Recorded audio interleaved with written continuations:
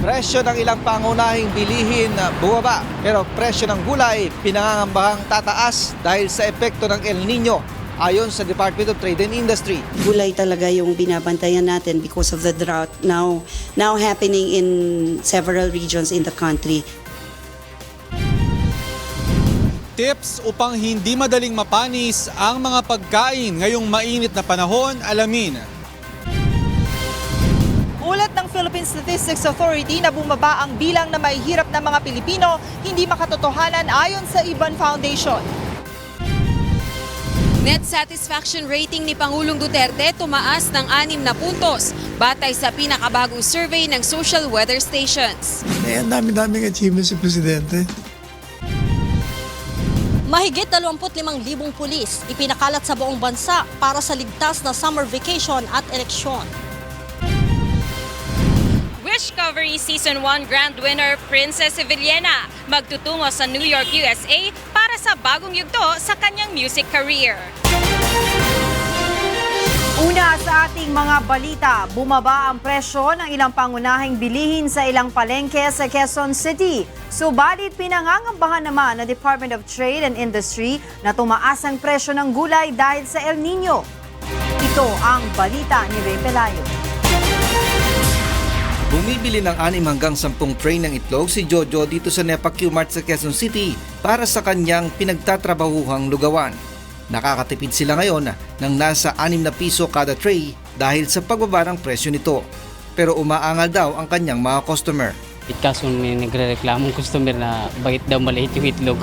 Ayon sa tindera, mula nang tumindi ang init ng panahon ay napansin nilang lumiit ang mga itlog bagamat pareho naman ang timbang nito. Medyo lumiit yung itlog. Ang tilapia naman ay bahagyang bumaba sa presyo ngayon na 80 hanggang 100 pesos ang kada kilo mula sa dating 120 pesos kada kilo. Nakadepende raw sa dami ng inaaning isda ang kanilang pagpipresyo at may kinalaman din ang panahon dito. Kaya lang naman nadadami harvest minsan, yung sobrang init, biglang umuulan, medyo humihina yung mga tilapia, bangus, gano'n. Bumaba naman ang presyo ng galunggong sa 120 pesos kada kilo mula sa 170 pesos noong nakaraang taon sa parehong buwan.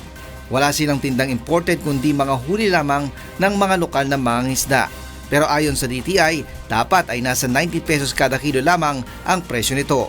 Nakabantay sila ngayon sa presyo ng mga bilihin kasama na ang manok na dapat ay nasa 120 pesos lamang ang kada kilo dahil nasa 50 to 70 pesos lamang ang kada kilo ng hango nito sa mga nag-aalaga. Meron kasing mga retailers na hindi agad nagko-comply. Aminado naman ang DTI na posibleng tumaas ang presyo ng gulay sa merkado dahil sa El Nino. Kaya sa pagpupulong ng iba't ibang ahensya ng pamahalaang bahagi ng National Price Coordinating Council, pag-uusapan ng mga hakbang na gagawin upang i-mitigate ang epekto nito. Ayon sa DTI, dapat matulungan ang mga magsasaka na maipagpatuloy ang kanilang produksyon sa kabila ng matinding init ng panahon.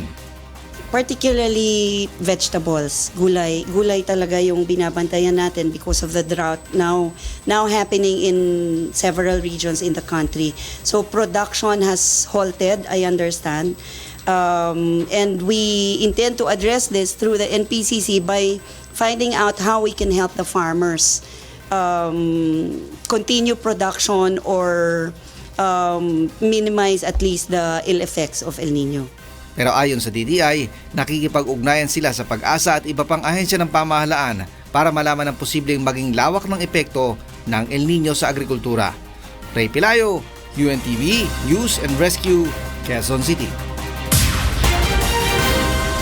Nitong nakaraang linggo, nakapagtala ang Pag-asa ng Dangerous Heat Index level sa ilang lugar sa bansa. Kaya naman inalam ng UNTV News kung gaano katindi ang init na nararanasan sa bayan ng Dagupan, Cavite at Pasay. Ito ang pinagsanib na balita ni Brian Lacanlale, Benedict Samson at Nestor Torres. Dito sa Dagupan, Pangasinan, naitala ang pinakamataas na heat index na 51.7 degrees Celsius. Para maipakita natin sa publiko kung gaano ba talaga kainit dito, susubukin nating lutuin ang itlog na ito dito sa yero na inilatag natin dito. At Oorasan natin ito kung gaano katagal maluluto ang itlog. Basagin natin. Pagkalipas ng mahigit 20 minuto, kung mapapansin nyo, dito sa bahaging ito, makikita ninyo, luto na siya, may puti na siya. Dito naman, tuyong-tuyo na yung itlog na nilagay natin kanina. Ngayong araw ay 37 degrees Celsius lang ang temperatura dito sa Dagupan, Pangasinan. Mas mababa sa pinakamataas na heat index na naitala noong isang araw na 51.7 degrees Celsius. Pero para sa mga residente, hindi nagbabago ang init ng kanilang nararamdaman. Ang mga magkakapitbahay sa ilalim ng mga halamanan nagpapalamig. Hindi raw kasi sila makatagal sa loob ng kanilang bahay, lalo na sa katanghaliang tapat. Mas positibo dito may hangin. Eritipat, ang binubuga yung may di na masyado. Ngayon naman subukan natin kung gaano nga ba kainit dito sa Cavite City sa pamamagitan nitong tubig na ating ibubuhos sa simento.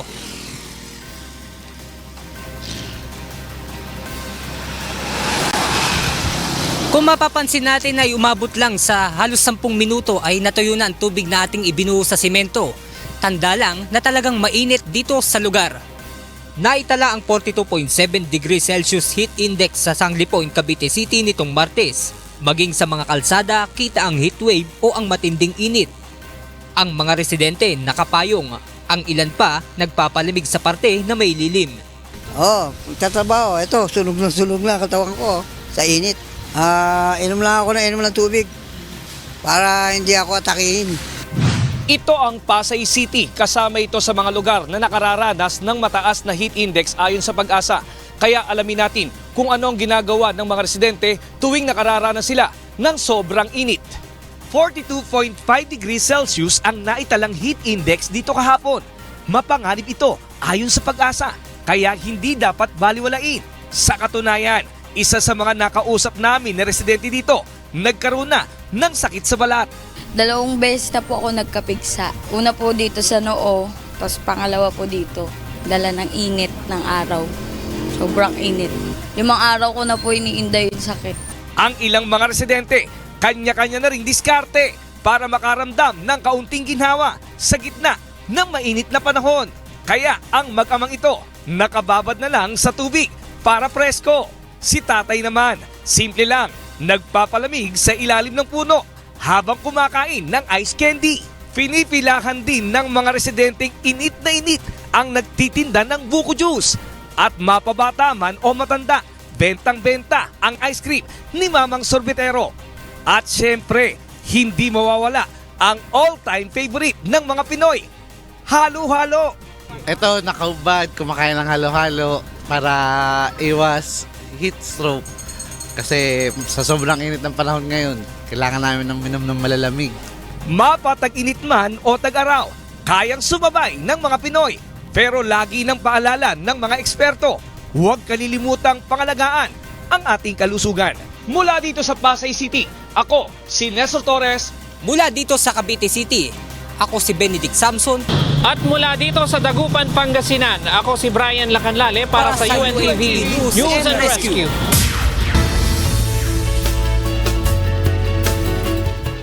Alamin na natin ang latest sa lagay ng panahon mula kay Ray Pelayo na nasa UNTV Weather Center.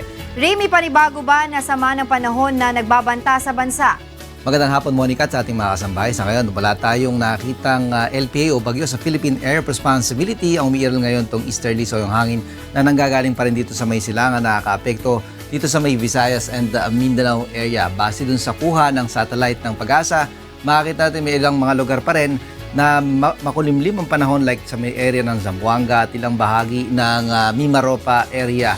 At dito sa may area ng Eastern Visayas, maging dito sa may ilang bahagi ng Eastern section ng Luzon. Ayon sa Pag-asa, patuloy tayong makakaranas ng maalinsangang panahon at may mga possibility ng thunderstorms like yung nasagap ng radar natin kanina ng Pag-asa. Makita natin lalo na sa may western section ng Visayas, yung Panayat Negros Island at maging dito sa ilang bahagi ng Caraga Region ay nakapagtala din ng mga pag-ulan at maging sa ilang lugar sa ating bansa. Patuloy tayo makakaranas ng mga thunderstorms, so yung bigla ang mga pag-ulan, maaaring tumagal yan ng 30 minutes to 1 hour.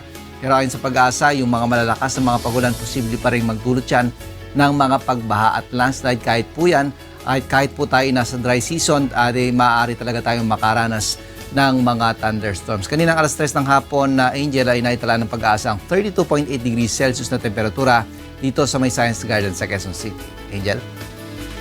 Maraming salamat sa iyo, Ray Pelayo, mula sa UNTV Weather Center. Maraming pagkain ang madaling mapanis ngayon dahil sa mainit na panahon.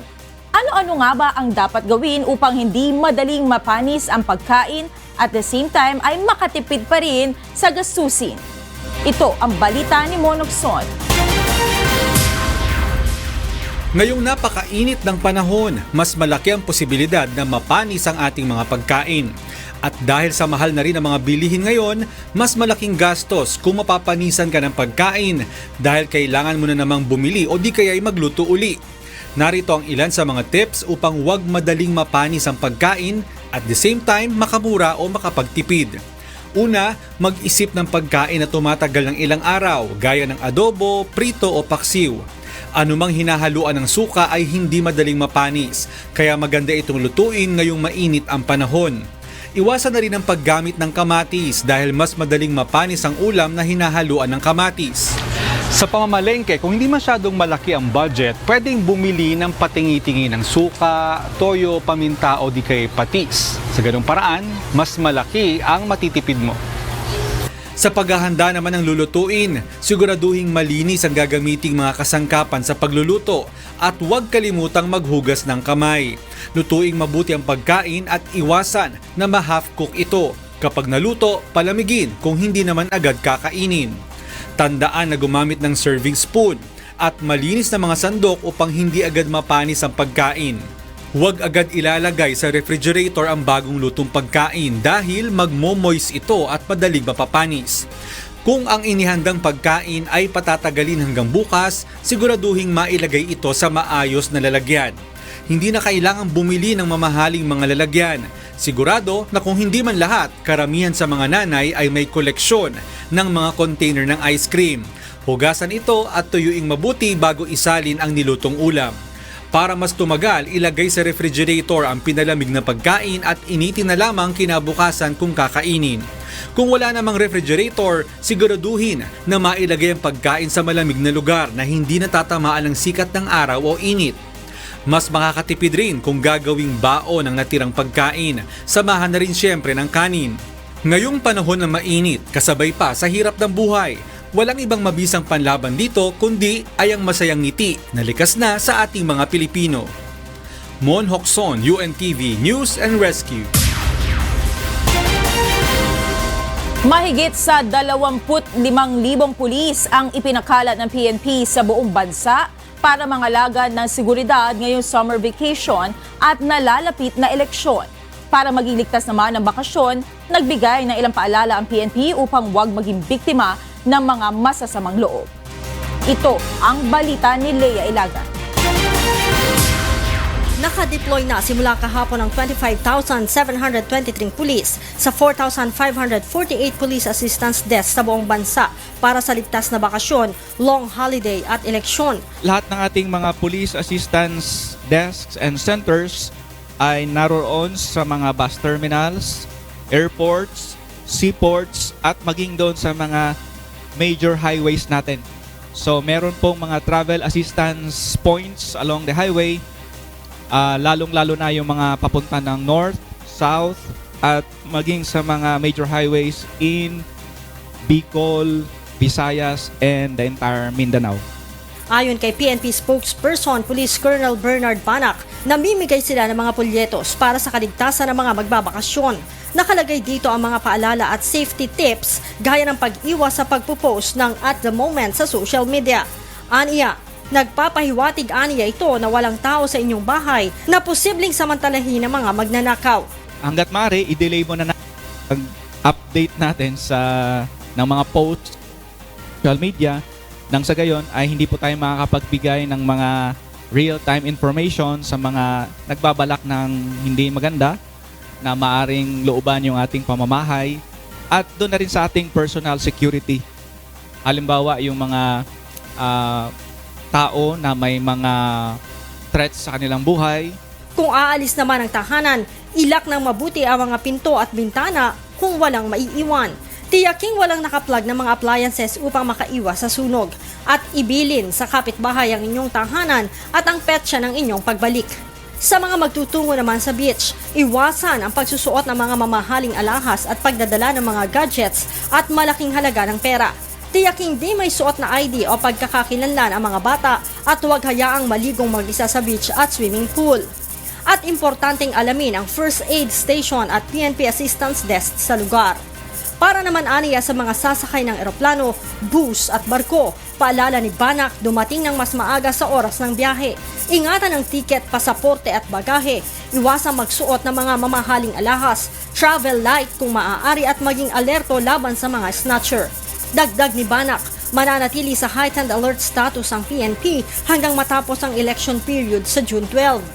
Nagkaroon na tayo ng adjustment sa ating deployment sa bahagi ng Mindanao.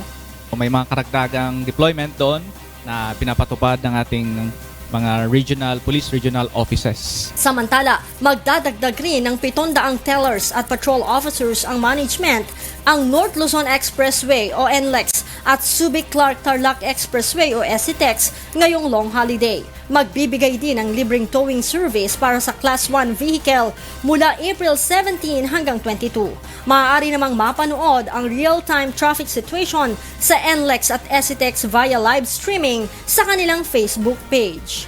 Leia Ilagan, UNTV, News and Rescue, Campo Crame. Pinaghahandaan na ng iba't ibang ahensya ng pamahalaan ng pagdagsa ng mga pasahero ngayong long holiday. Sa Batangas Port, ikinampanya ng Department of Transportation at Maritime Industry Authority o Marina ang mga karapatan ng mga pasaherong apektado ng aberya o delay sa biyahe. Ito ang balita ni Benedict Samson. Isang linggo bagong long holiday at ang inaasahang pagdagsa ng mga pasaherong uuwi sa mga probinsya. Inilunsad ng Department of Transportation at Marina ang awareness campaign upang ipaalam sa mga pasahero ang kanilang mga karapatan sa mga pagkakataong naaantala, nakansela o kaya hindi na kumpleto ang kanilang biyahe sa dagat. So kailangan talaga ng public awareness para they have to be informed of their rights. Anim yun para malaman nila. So mayroon din tayong rights in yung mga riding public natin sa mga barko din. Kabilang dito ang karapatang mag-refund o magpapalit ng tiket sakaling magkaaberya ang sasakyang barko. Dapat din silang bigyan ng libreng matutuluyan, pagkain, tawag o text at maging ang medikal na pangangailangan.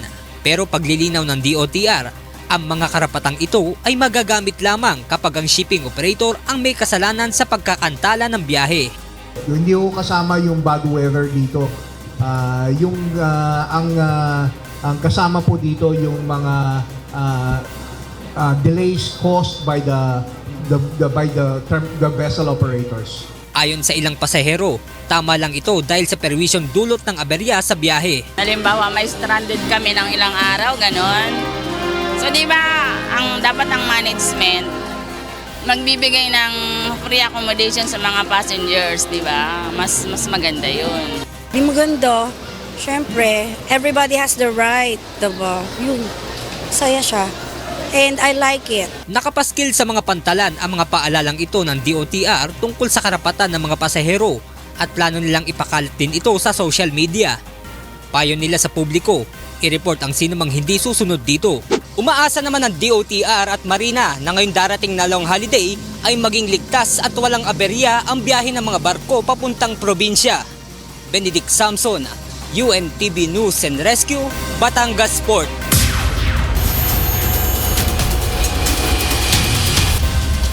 Patay ang isang drug suspect sa Bulacan matapos makaengkwentro ng mga pulis sa City of San Juan del Monte kaninang madaling araw. Ito ang balita ni Asher Cadapan Jr. Nagresulta sa engkwentro ng mga pulis ang buy-bust operation na isinagawa laban sa isang hiniinalang tulak ng shabu sa barangay Gaya-Gaya, City of San Juan del Monte, Bulacan, pasado alas 12 ng madaling araw kanina. Patay sa insidente ang suspect na si Michael Lasala. Kabilang sila sala sa drug watch list ng Philippine National Police at Philippine Drug Enforcement Agency o PDEA. Ayon sa mga otoridad, habang isinasagawa ang operasyon ay unang bumunot ng baril ang suspect at pinaputukan ng mga operatiba kaya't napilitang gumanti ang mga pulis. Nagkaroon po tayo ng bypass operation laban dito sa suspect na ito na alias Michael, na kung saan nung napansin niya na kaduda-duda yung transaction niya, bigla na lang nagkaroon ng putukan dito sa area na ito, na kung saan kinasawi po ng suspect. Nagtamo ang suspect ng mga tama ng bala ng baril sa katawan habang wala namang nasugatan sa panig ng mga pulis. Na-recover mula sa suspect ang isang caliber 38 revolver, isang motorsiklong gamit nito at inaalam pang dami ng shabu. Iniimbestigahan pa ng mga pulis ang posibleng koneksyon nila Sala sa iba pang drug suspects. Asher Cadapan Jr., UNTV News and Rescue, Bulacan.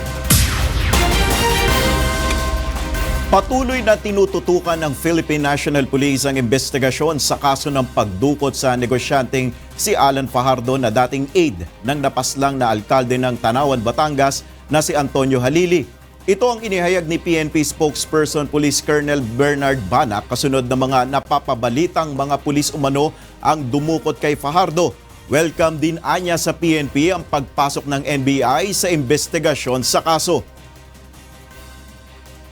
Iwasan muna natin ang magkaroon ng mga opinion at aligasyon dahil ayaw naman natin na magkaroon ng epekto ito sa ongoing investigation. So, hindi po ito makakatulong kung nagbibigay na lang tayo ng mga haka-haka at mag-aakusa. Tumaas ng 6 na puntos ang net satisfaction rating ni Pangulong Rodrigo Duterte batay sa first quarter survey ng social weather stations ngayong taon. Batay sa survey, nananatiling very good pa rin ang rating ng Pangulo sa kabila ng mga batikos at paninira ng kanyang mga kritiko. Ito ang balita ni Rosalie Coz. Dumami ang bilang ng mga Pilipinong nasisiyahan o kontento sa pamuno ni Pangulong Rodrigo Duterte. Batay sa first quarter 2019 survey ng Social Weather Stations o SWS, tumaas ng 6 na puntos ang net satisfaction rating ni Pangulong Duterte. Mula sa 60% noong December 2018, pumalo ito sa 66%. Napanatili nito ang very good net satisfaction sa unang bahagi ng taon. Ginawa ang survey sa pamamagitan ng panayam sa 1,440 respondents sa buong bansa noong March 28 to 31, 2019. Nangangahulugan itong tumaas ang rating ng Pangulo sa lahat ng area sa bansa, gayon din sa lahat ng classes, kalalakihan at kababaihan at sa lahat ng age groups. Welcome naman sa Malacanang ang latest report. Ayon kay Presidential Spokesperson Salvador Panelo, ramdam ng taong bayan ang paglilingkod at achievements ng Administrasyong Duterte. Sinisi naman ng opisyal ang media dahil sa mga negatibong ulat laban sa presidente. Ang problema kasi, ang na-highlight sa media, sa mga reporteds, whether television, radio, at newspaper, ang na-highlight yung problema sa China, yung negative ba. Pero yung mga achievements niya, hindi nakikita. Ang dami-daming achievements si Presidente. Samantala, ayon pa sa opisyal, habang sinisiraan ng mga kritiko at kaaway si Pangulong Duterte, lalo pang tumataas ang ratings nito na nagpapakita na hindi apektado ang publiko sa mga paninira. Kahit ano rin anyang negatibong bagay ang ipukol sa presidente, hindi ito magpapahadlang na tuparin ang pangakong resolbahin ang suliranin ng bansa sa iligal na droga, kriminalidad, katiwalian at rebelyon.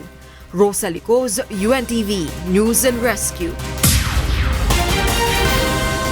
Posibleng pagkatapos pa ng long holiday, lagdaan ni Pangulong Rodrigo Duterte ang 2019 national budget ayon sa Malacanang. Taliwas ito sa unang schedule na inanunsyo ng palasyo na sa Lunes na ang ceremonial signing ng General Appropriations Act of 2019. Subalit, posibleng mabago pa ang schedule. Ayon kay Presidential Spokesperson Salvador Panelo, masusing pinag-aaralan ang panukalang pambansang pondo ng tanggapan ng punong ehekutibo. Kinalindar na pero mukhang pinag-aaralan pa. Baka after Holy Week.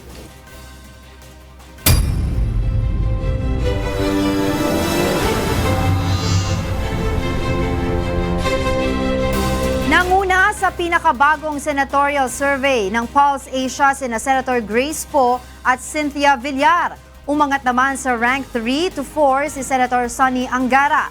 Nasa rank 3 to 5 si Bongo na sinundan ni Pia Cayetano, Lito Lapid, Senator Nancy Binay, Bato de la Rosa, Bong Revilla, Amy Marcos, Francis Tolentino, Jinggoy Estrada, Senator Bam Aquino, Coco Pimentel, Serge Osmeña, Mar Rojas, JV Ejercito, Juan Ponce Enrile, Dong Magunda Datu, Jiggy Manikad, Doc Willie Ong, Nery Colmenares, Larry Gadon, Freddy Aguilar, Agnes Escudero at Attorney Lorenzo Erin Tanyada.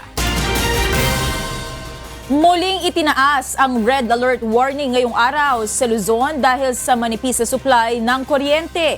Pinangangambahan naman ng isang senador na magkaroon ng brownout sa mismong araw ng eleksyon dahil sa nangyayaring shutdown ng ilang power plant. Ito ang balita ni Nel Maribuho. Sa ikalawang sunod na araw, muling itinaas ang red alert warning sa Luzon dahil sa manipis na supply ng kuryente. Ang dahilan, mataas ang demand sa kuryente at sumailalim naman sa preventive maintenance ang ilang power plant. Ang resulta, nagkaroon ng rotational brownout sa ilang bahagi ng Pampanga, Bataan, Batangas at Metro Manila mula alas 2 hanggang alas 3 ng hapon. Kahapon unang nagdeklara ng red alert warning ang National Grid Corporation o NGCP. Ang banta ng brownout ay hindi pa rin nawawala ngayong tag-init dahil sa patuloy na pagbaba ng level ng reserbang kuryente.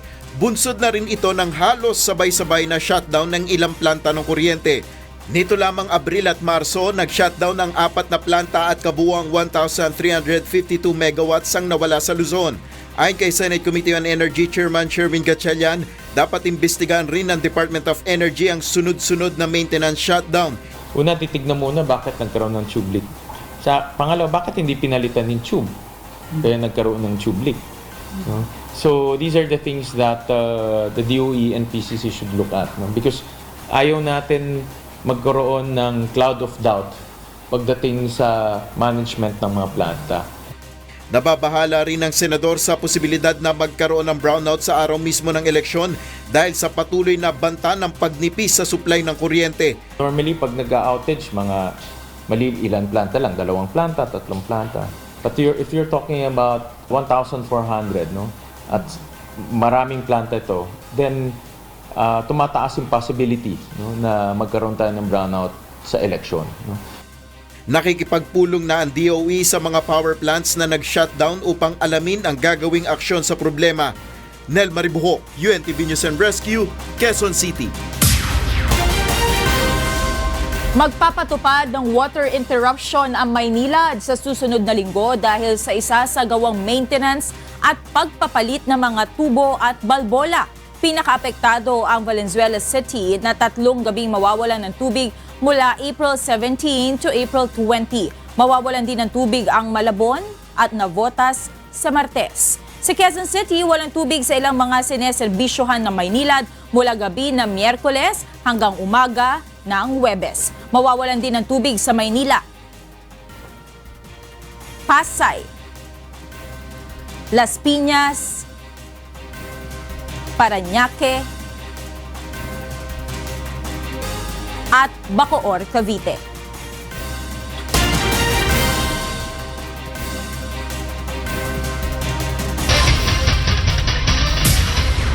Gumuho ang bahagi ng isang 3 palapag na gusali sa Veronica Street, Binondo, Manila kagabi. Pagmamayari ng isang William Cheng ang gumuhong bodega. Wala namang naiulat na nasaktan o nasugatan sa insidente. Dating Binondo Maternity Hospital ang gusali at maaring gumuho ito dahil sa kalumaan. Ginawa niyang bodega niya lang. Tapos iba, tira ng mga tauhan. Luma. Luma lang yan. Luma talaga. Oh. May 50 years na eh. O talagang luma lang. Walang dahilan na iba. Binuksan na sa mga motorista ang Quirino Bridge 2 o ang Concordia Bridge sa Quirino Avenue, Paco, Manila. Pinangunahan ni Department of Public Works and Highway Secretary Mark Villar ang full opening ng 6 na lanes na tulay na dinadaanan na nasa 100,000 motorista araw-araw. Well, napakalaking bagay po ang opening ng Quirino Bridge 2 dahil almost 100,000 a day ang dumadaan po dito. Kaya makakatulong talaga sa decongestion ng Metro Manila, lalo na po sa Manila, Pasay, Quezon City. Sinimula ng 58 million pesos reconstruction ng Quirino Bridge 2 noong nakaraang taon. 140 point-to-point bus unit ang inilaan ng Department of Transportation na magseserbisyo sa mga pasaherong maapektuhan ng isang linggong tigil operasyon ng MRT-3. Magseserbisyo ang P2P buses mula April 15 hanggang 17 at April 20 to 21. Bibiyahe ang mga ito mula alas 5 ng umaga hanggang alas 9 ng gabi sa north at southbound lane ng EDSA. Ihahatid ng P2P bus sa mga pasahero sa kada istasyon ng MRT sa north at southbound lane ng EDSA. Kaparehong halaga ng pamasahe ng MRT ang babayaran ng mga sasakay sa P2P bus. Muling babalik sa normal ang operasyon ng MRT sa April 22. Nagsagawa ng live fire exercise sa mga sundalong Pilipino at Amerikano bilang bahagi ng balikatan exercises ngayong taon. Kasamang ginamit sa military drill ang air assets ng dalawang armed forces. Ito ang balita ni Victor Cosare. Gamit ang mga armored personnel carriers, sumugod ang mga sundalong Pilipino at Amerikano upang puksain ang mga kalaban. Bahagi ito ng isinagawang Combined Arms Live Fire Exercises sa Colonel Ravina Air Base sa Crow Valley sa Tarlac kahapon na parte ng 35th Philippine-US Balikatan Exercises ngayong taon. Naging bahagi rin ng military drill ang OV-10 Bronco at FA-50 fighter jets ng Philippine Air Force at ang F-18 Hornet at A-10 Thunderbolts naman ng US Marines na magkatuwang na nagsagawa ng airstrike. The combination of both small arms, fire, in addition to aviation assets, and then ground maneuver are tactics that we use to combat things such as violent extremism and terrorism, which is a concern for both of our forces. Ang pinaka-objective na to, gusto natin talaga ma-achieve dito is yung ma-improve yung ating capability. Magkaroon tayo ng magandang interoperability with our counterparts. 200 sundalong Pilipino at nasa 300 miyembro ng US Marines ang naging bahagi ng arms demonstration. Naging bahagi rin ng balikatan ngayong taon ang USS Wasp na isang amphibious assault ship ng Amerika na nakitang kasamang naglalayag ng 2 barkong pandigma ng Pilipinas sa international waters ng South China Sea. Isinagawa ang balikatan ngayong taon, isang buwan matapos sinabi ni US Secretary of State Mike Pompeo na nakahandang tumulong ang Amerika sa Pilipinas kapag may nangyaring insidente sa mga Philippine Claim Islands sa South China Sea. Kasalukuyang may territorial dispute ang Pilipinas at China sa ilang bahagi ng West Philippine Sea. Victor Cosare, UNTV News and Rescue, Philippines. Posibleng matalakay sa pagdalo ni Pangulong Rodrigo Duterte sa Belt and Road Forum sa China sa susunod na linggo ang territorial dispute sa West Philippine Sea. Partikular na ang presensya ng Chinese vessels malapit sa mga islang inookupa ng Pilipinas tulad ng Pag-asa, Kota at Panata Islands. Ayon kay Presidential Spokesperson Salvador Panelo, maaari ring mapag-usapan ang issue at sagutin ng China ang diplomatic protest ng bansa sa inaasahang bilateral meeting ni Pangulong Duterte at Chinese President Xi Jinping. Samantala, naniniwala naman ng opisyal na epektibo ang ginagawang pakikipagmabutihan ng Pilipinas sa China. Pinananatili rin anya ng Pilipinas ang magandang pakikipag-ugnayan sa naturang bansa dahil sa mga tulong na ipinagkakaloob nito, subalit hindi anya ito nangangahulugan na isinusuko ang ating soberanya. By being diplomatically kind to them with respect to whatever action they're doing, at the same time asserting our sovereignty and our determination not for any foreign country to intrude into our sovereignty.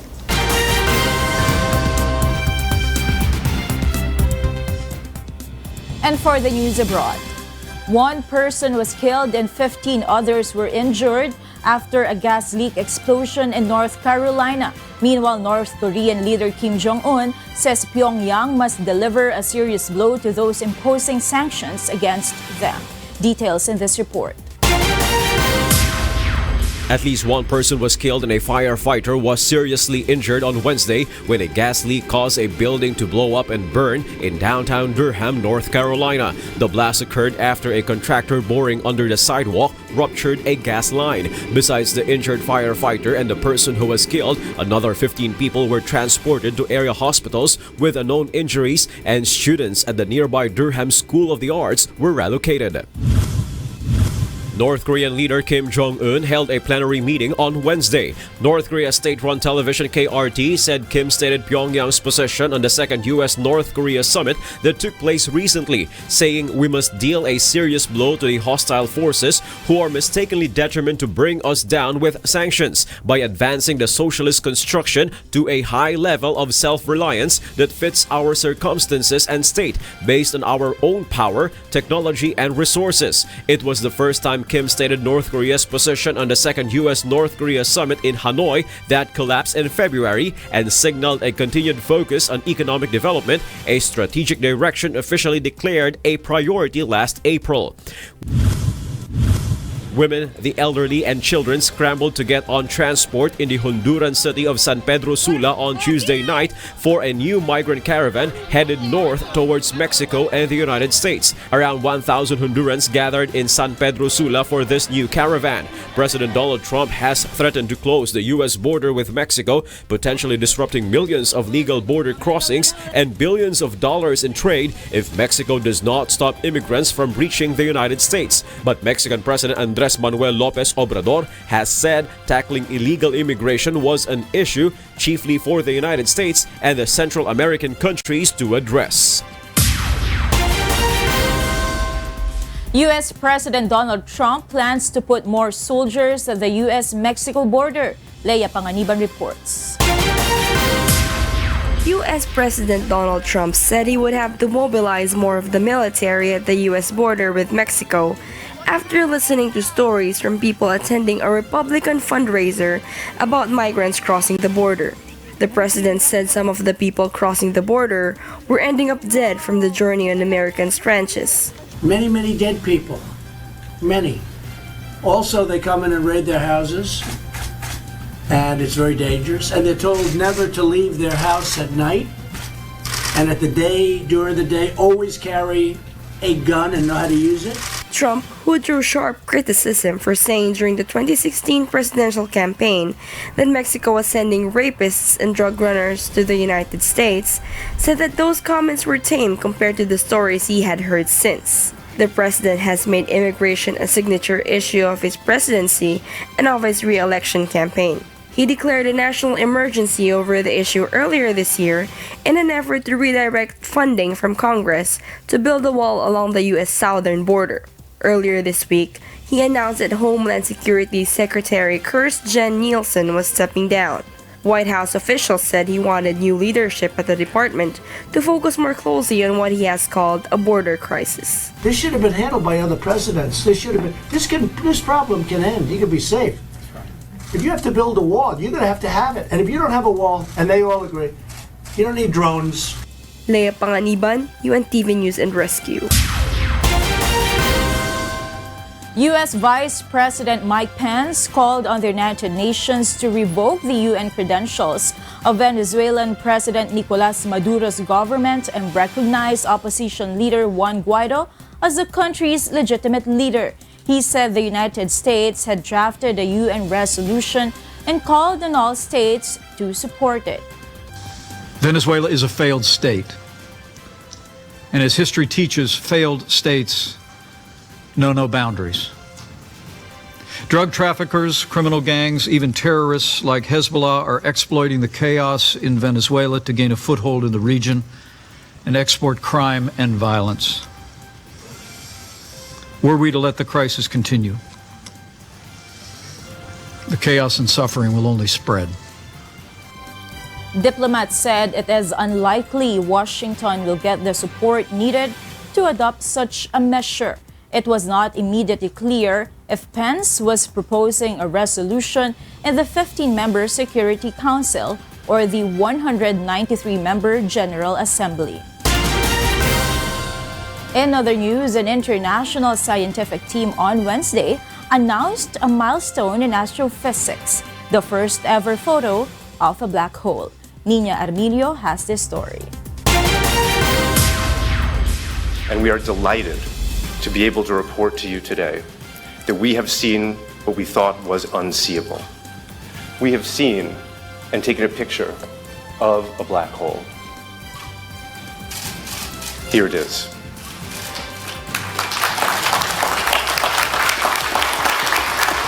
Using a global network of telescopes to see the unseeable, an international scientific team on Wednesday announced a milestone in astrophysics, the first ever photo of a black hole. Black holes are monstrous celestial entities exerting gravitational fields so vicious that no matter or light can escape. The somewhat fuzzy photo of the black hole at the center of Messier 87 or M87, a massive galaxy residing in the center of the relatively nearby Virgo galaxy cluster, shows a glowing ring of red, yellow, and white surrounding a dark center. The research was conducted by the Event Horizon Telescope Project, an international collaboration involving about 200 scientists. In 2012, they began to try to directly observe the immediate environment of a black hole.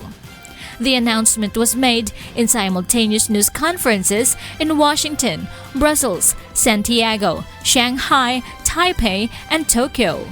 The image was obtained using data collected in April 2017 from 8 radio telescopes in 6 locations that essentially create a planet-sized observational dish. Durante la correlación se puede identificar la señal que viene. During the correlation, the common signal can be identified that all the telescopes have together, what we call boxes, and synchronize that signal in a way that the final telescope image. Resolution corresponds to a telescope that is as big as the whole Earth, and that is incredible, above all in this frequency. The M87 black hole observed by the scientific team resides about 54 million light-years from Earth and boasts an almost unimaginable mass of 6.5 billion times that of the Sun. Is the distance light travels in a year, 5.9 trillion miles. The project's researchers obtained the data using radio telescopes in the U.S. states of Arizona and Hawaii, as well as in Mexico, Chile, Spain, and Antarctica. Since then, telescopes in France and Greenland have been added to the global network.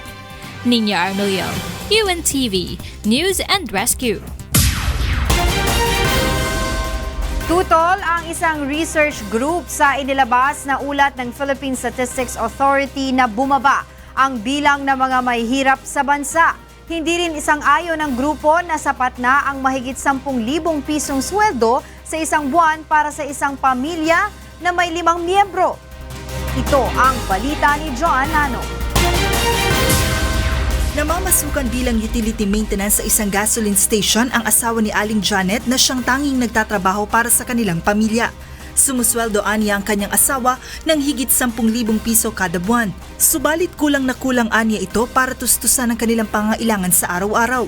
Sa isang buwan, umaabot sa halos 6,000 ang ginagastos ng kanilang pamilya kasama na ang upa sa bahay, tubig, kuryente at baon sa eskwela ng kanilang mga anak. Hindi pa dyan kasama ang gastos sa pagkain at pagpapaaral sa mga bata. 4 sana ang anak nilang nag-aaral, subalit napahinto ang kanilang panganay dahil sa kahirapan sa buhay. Pero yung sinasabi nilang 10,000, kulang yun. Hindi sapat sa isang pamilya. Lalo na pag may pinapaaral. Sa 70 pesos sa bigas, magkano? Ulam mo, pamasahe ng mga bata, baon. Napakakulang. Sobrang kulang talaga. Isa lamang ang pamilya ni Aling Janet sa mga halimbawa ng tunay na sitwasyon ng mahihirap na pamilyang Pilipino. Para sa Ibon Foundation, ang ganitong kalagayan ng mga Pilipino ang tunay na sumasalamin sa kahirapan. Kaya naman para sa kanila, hindi makatotohanan ang pinakahuling ulat ng Philippine Statistics Authority o PSA hinggil sa pagbaba ng poverty incidence o ang antas ng kahirapan sa bansa. Maraming ng pagiging unrealistic niya. Una na lang, itinatago niya yung totoong bilang ng mga mamamayan na hindi sumasapat yung kanilang kita sa pang-araw-araw. Batay sa pinakahuling pag-aaral na inilabas ng PSA, bumaba sa 21% ang poverty incidence sa Pilipinas sa first quarter ng 2018. Mababa ito kung ikukumpara sa 27.6% sa kaparehong panahon noong 2015.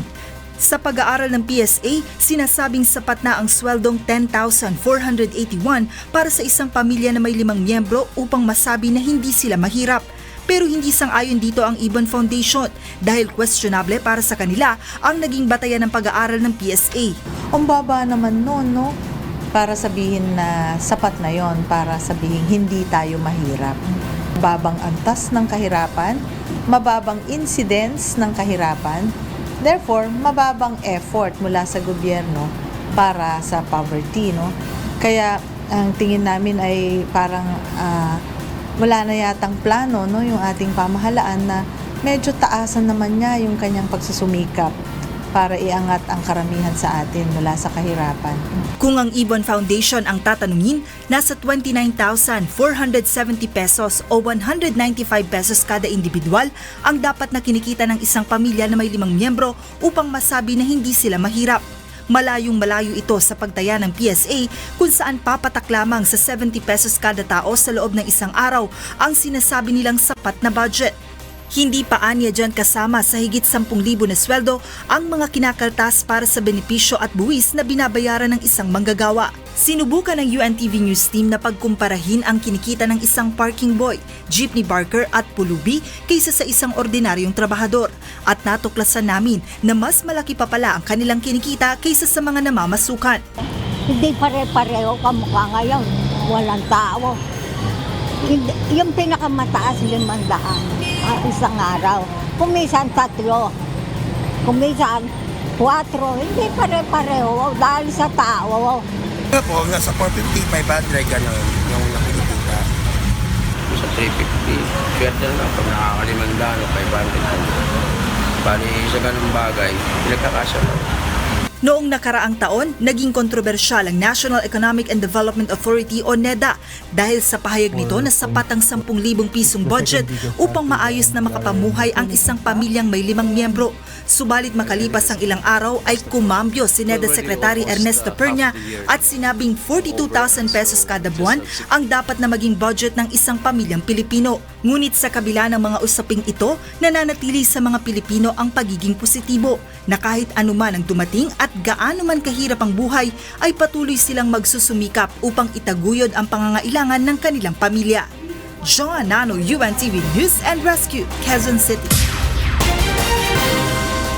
Sa gitna ng nararanasang kahirapan, likas na maparaan ang mga Pilipino upang kumita sa malinis na paraan. Isa sa diskarte ng mga Pinoy ay ang pagtitinda sa mismong mga lansangan. Ito ang balita ni Mirasol Abugadir. Tila walang katapusang traffic dito, traffic doon. Ito ang karaniwang reklamo ng mga kababayan nating motorista at mga commuter. At ngayon ay sinabayan pa ito ng matinding init ng panahon. Ngunit kung may mga naiinis dahil dito, ilang mga kababayan naman natin ang nakikinabang at sinasamantala ang madalas at matagal na pagkakatigil ng mga sasakyan sa mga kalsada. Tulad na lamang ni Maria Eloisa na iniisa-isa ang mga sasakyan upang ibenta ang kanyang mga produkto. Kasi yung minsan yung iba wala lang tayo mapunta ng mall eh. Kaya siguro sa sobrang busy nila sa trabaho, kaya pag nakita nila sa amin na sila bumibili. Kaya minsan kapag alam nilang medyo mahal, tatawaran pa naman nila. Ayon kay Maria Eloisa, hindi niya ikinahihiya ang pagtitinda sa gitna ng kalsada dahil sa pamamagitan nito ay naibibigay niya ang pangangailangan ng 7 anak. Pagtatanggol din ito sa mga kapwa niya vendor. Hindi sila nagiging sanhi ng trapiko dahil oras na gumalaw ang mga sasakyan ay tumatabi naman sila. Pero sa amin parang hindi naman kami nakakabala kasi pag alam naman namin na go na, tumatabi na kami lahat, hindi naman sasala ka pa ng go na. Hindi ka mamatay kami dyan sa gitna, di ba? Hindi kami sumasala pag go na. Pag alam namin stoplight na, yan, tsaka lang kami sasalang. Pero sa amin palaga, hindi naman kami nakakasiguro, hindi naman kami nakakaperwisyo sa traffic eh. Mula sa mga car accessory, prutas at iba pang pagkain at maging bonsai ay maaaring mabili sa mga street vendor. Dito kasi parang easy na para sa amin ba? At least makatulong din sa kapwa na dito sa lansangan. Ayon kay Maria Eloisa, sa isang araw ay kumikita sila ng hanggang 500 piso. Kaya naman hindi nila alintana ang panganib sa kalsada at maging sa kanilang kalusugan na dala ng matinding init ng panahon. At sikreto ng mga ito sa pagtitinda sa kalsada. Dapat hindi lagi mainit ang ulo. Pag lagi ka lang smile, nakangiti ka lang sa customer, titingnan mo sila. Pag ayaw nila, alis ka naman, punta ka naman sa iba. Mirasol Abugadil, UNTV, News and Rescue. Naghain ng resolusyon sina Senate President Vicente Sotto III at Senators Panfilo Lacson at Gringo Onasan upang kontrahin ang resolusyon ng 5 senador ng Estados Unidos. Kinondena ng US Senators ang pamahalaan ng Pilipinas dahil sa patuloy na pagkulong kay Senator Laila de Lima kasabay ang panawagan na palayain na ito. Nanawagan din ng mga ito na iatras ang mga reklamo laban sa journalist na si Maria Ressa. Pero tinawag ito ni Soto, Lacson at Onasan na pakikialam sa proseso ng hustisya sa Pilipinas. Ayon kay Senator Lacson, hindi koloni ng US ang Pilipinas at may sarili na itong konstitusyon at sistema ng hudikatura. Ayon naman kay Senator Risa Hontiveros, hindi ito pakikialam sa Pilipinas kundi pagpapakita lamang ng pakikipagkaisa ng mga dayuhang mambabatas. Hindi kontento sa desisyon ng Korte Suprema ang mga grupong nagsusulong ng pagbabawal sa pagputol ng puno sa paligid ng isang mall sa Baguio City. Marami na rin kasing puno ang naputol sa lugar bago naglabas ng desisyon ang Korte. Ito ang balita ni Mai Bermudez. 15 taon ng residente ng Baguio City si Nanay Carmen. Itinuturing niya na panangga ang mga pine tree sa Baguio City, lalo pat minsan na rin siyang naging biktima ng bagyo. Lalo na ngayon dumadaan yung mga bagyo-bagyong malalakas. Hindi naman po pwedeng puputulin lahat ng mga punong kahoy kasi po yung nagpapalakas ng mga bundok. Sa kasagsagan ng Bagyong Usman noong Desyembre, nadulas siya sa mga bato dahil sa lakas ng hangin. Ito nga po hindi pa po gumagaling. Ano po nangyari sa inyo? Noong nagtrabaho po ako, ma'am, pinag-duty po ako ng madam ko na umuulan, bumabagyo. Para sa mga estudyanteng sina Cyrus at Red, ngayon ay mas nakikita na nila ang halaga ng mga punong kahoy sa lungsod sa lumalang sitwasyon ng trapiko. Traffic na po kaya mas importante po yung puno sa atin. Dahil tinutulungan niya pong yung usok. Mas malamig siya kung mas maraming puno. Kahapon, nagpa siya ang Korte Suprema na gawing permanente ang Temporary Restraining Order na inilabas noong March 24, 2015 na nagbabawal sa pagputol ng mga puno sa Luneta Hill para sa expansion ng isang mall. The permanent status of the Temporary Restraining Order is without prejudice to the filing of an application for an environmental compliance certificate in accordance with existing laws and regulations. Hindi naman kontento sa desisyon ng korte ang mga petitioner na nagsulong ng tree cutting ban. Sa 182 puno na ipinaglaban nila ang buhay noon, kulang na sa kalahati ang natitira ngayon. Sa akin lang, parang considered na bittersweet na victory yun. Bittersweet because after 7 years na pinaglalaban namin, at least may result. May magandang resulta, pero yun nga parang too late die hero. Naputol na yung karamihan ng kahoy doon. From yung 182 na kahoy na pinoprotestahan namin noon, I think 100 or more yata ang naputol. Too late yung lumabas na desisyon, pero napigilan sana natin yung panggagahasa sa kalikasan ng Baguio kung umaksyon ng local government. Nitong nakaraang taon, naglabas ng panuntunan ang lokal na pamahalaan sa Baguio City sa pag-i-issue ng permit sa mga negosyo ukol dito, kung saan binigyan ng exception o ng kapangyarihang putulin ang mga punong delikado na para sa mga tao tulad ng nahulog at mahuhulog ng punong kahoy, gayon din ang mga infested at mga patay ng puno. Mai Bermudez, UNTV News and Rescue, Baguio City.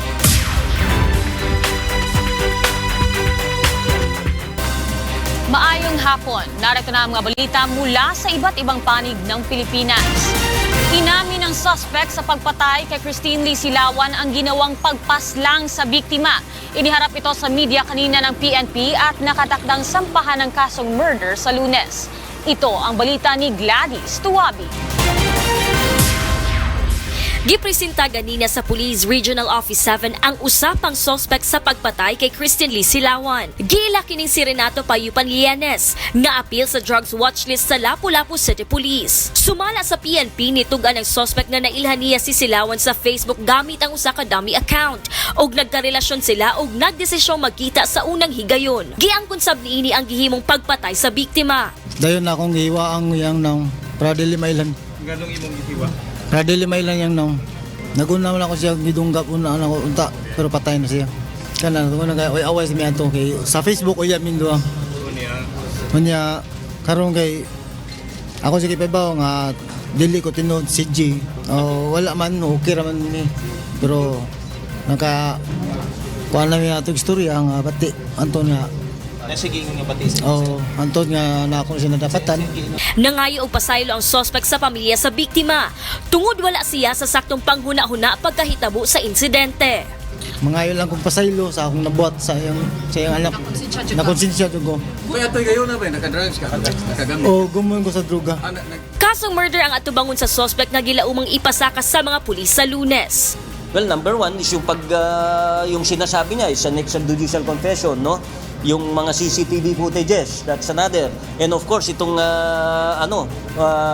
DNA, that will prove everything already. Yung mga nakuhang ebidensya sa kanya. Gladys Tuwabi, UNTV News and Rescue, Cebu. Napasok ng Armed Forces of the Philippines ang isang liblib na lugar sa Mindanao na dati umanong pinagpuputaan ng New People's Army. Samantala, ilang armas ng NPA naman ang na-recover ng sandatahang lakas sa serye ng inkwentro sa Bukidnon. Ito ang balita ni Janice Inhente.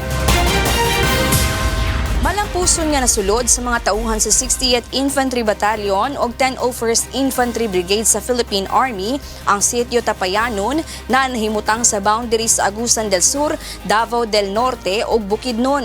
Sumala kang Lieutenant Amadios Vincent John Celestial, Civil Military Operations Officer sa 60th IB, hilit ang giingong sityo o dili daling makaplagan. Kami yung unit na nakarating nga doon sa tri-boundary Bukidnon, Agusan del Sur, and Davao del Norte. And not only were we the first soldiers, but we are actually the first government unit, government force na nakarating doon. And sa side natin sa government, hindi rin natin masisi ang aming mga sarili. Talagang napaka-isolated ng area. Dugay na kunong gikutaan ang giingong lugar sa rebeldeng NPA. Nasa 5 kagatos ang residente ni ini nga gilangkuban sa tribong Aita Manobo. So it is about 120 years of existence na ang Sitio Tapayanon. Pero wala pong government services na nakarating sa kanila. Kaya po tayo nandito ngayon. Para iparating, paalam natin na mayroon pong nag-exist na isang sitio na kailangan po ng government services. Samtang 8 ka mga high-powered firearms, 1 ka granada, blasting cups, dental ug medical paraphernalias, mga sanina, flag ug mga mapa nga gidudahang gigamit sa NPA ang na-recover sa mga tauhan sa 103rd Infantry Brigade sa serye sa mga engkwentro sa militar tali sa rebeldeng grupo sa Kitaw-Taw, Bukidnon. Supposedly magkakaroon sila ng post sa yung NPA anniversary dito sa area nito sa Kapilas sa Kitaw-Taw, but because nga yung ating focus military operation, abort natin yung kanilang plano, and at the same time actually ito na yung area of operation nila na hindi na operate ng military, so parang dito sa area ng Kitaw-Taw and San Fernando medyo maluwag yung ginagalawa nila. Ang giingong sunod-sunod nga operasyon gumikan sa mandato ni Presidente Rodrigo Duterte nga humanon ng problema sa kagamhanan tali rebeldeng NPA usa mahuman ang tuig 2019. Janice Inhente, UNTV, News and Rescue, Davao City. mga balitang Prom D. Ako si Debra Veral. Maayong hapon.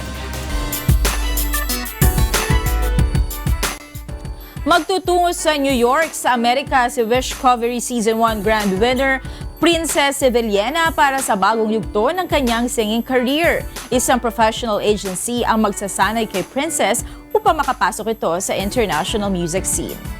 Ito ang balita ni Mirasol Abugadil.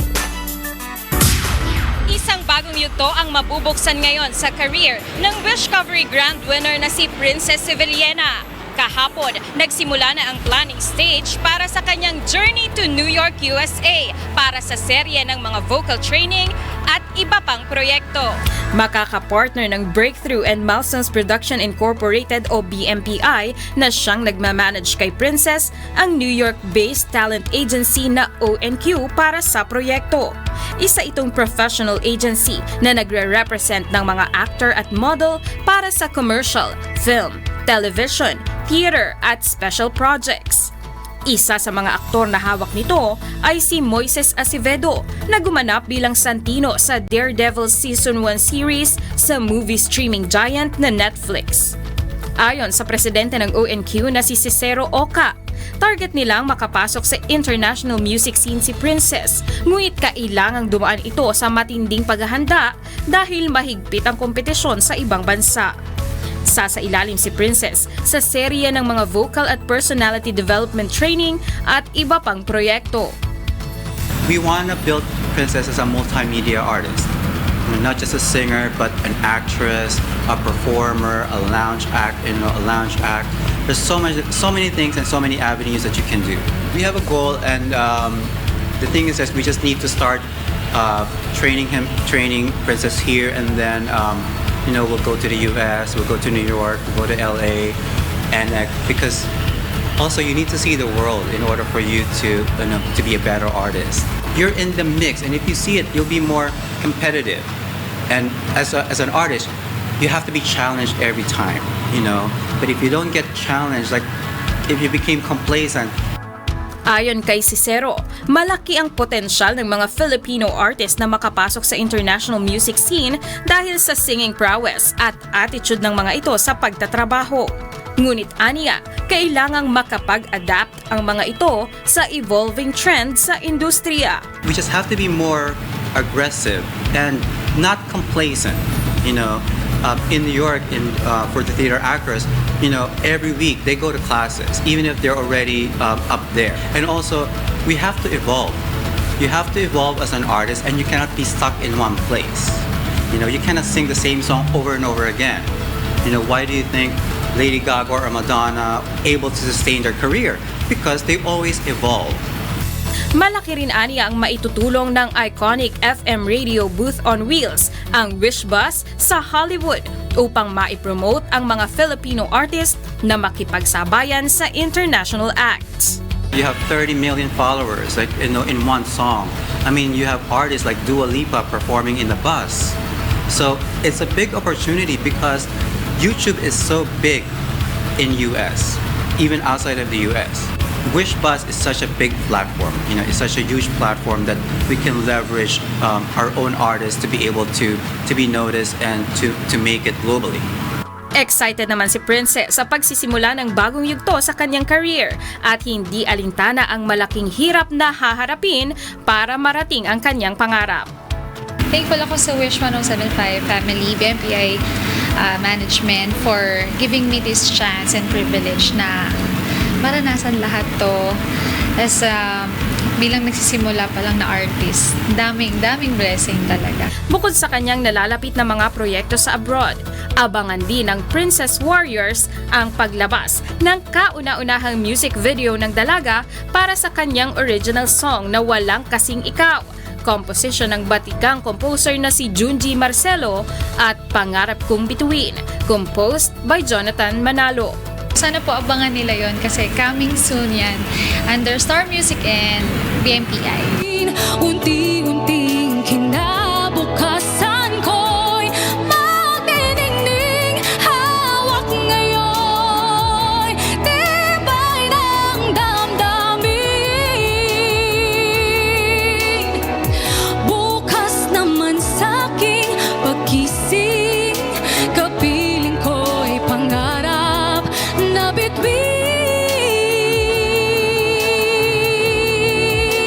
Mirasol Abogadil, UNTV News and Rescue. At yan ang naging kabuuan ng ating balitaan ngayong gabi.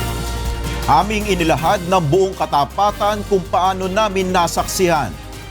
Kayo'y makapagtitiwala na ang aming nakita at narinig ang aming ibinabalita. Magandang gabi.